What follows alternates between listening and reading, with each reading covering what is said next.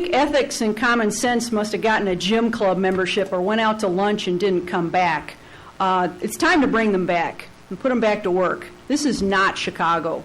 It does not matter what policy or procedure gets put in place when an alderman or any other city employee gets income from side city projects. It would not be possible to give even the appearance of being fair. No matter what policy gets put in place, there is the appearance of a conflict of interest, especially if a council member is involved. Put yourself in the shoes of other contractors and work goes to a sitting alderman. How's that going to make them feel? Are they going to want to call their lawyer? What's going to happen? I would like to thank the media for bringing this issue of a council member doing business with the city to the public. The city should take this opportunity now to get more information out. In my unscientific survey of 18 people, 100% of people I talked to were not surprised that this happened. 100% of them expect more to the story to come out, and 100% of them were disgusted. Based on the number of people claiming that they already contacted the Attorney General's office, there is already a lack of trust with members of the public with the city.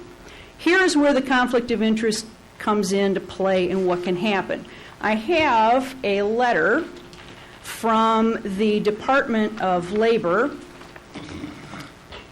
dated April 13th of 2009, and it regards masonry works, and there was an investigation on the Illinois Prevailing Wages Act, and this put a city staff member in what I would guess is probably a very uncomfortable position. Mr. Monas had to respond to an investigation by the Department of Labor into the payment and so on of Masonry Works, LLC.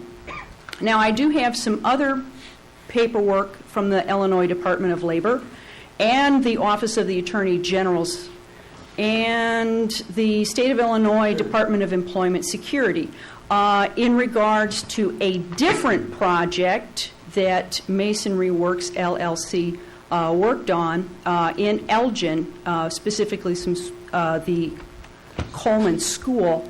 And these folks fined Masonry Works, LLC for not following the Illinois Prevailing Wages Act.